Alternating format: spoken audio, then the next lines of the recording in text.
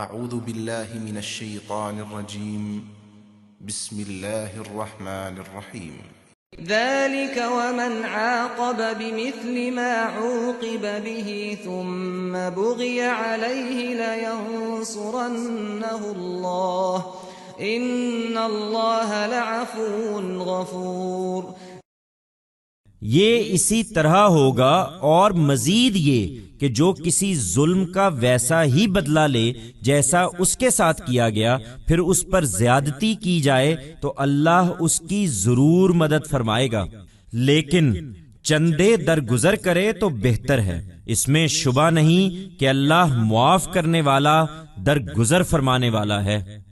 Thus will this happen, and moreover he who avenges an act of injustice, the way it was inflicted on him, then he is subjected to oppression.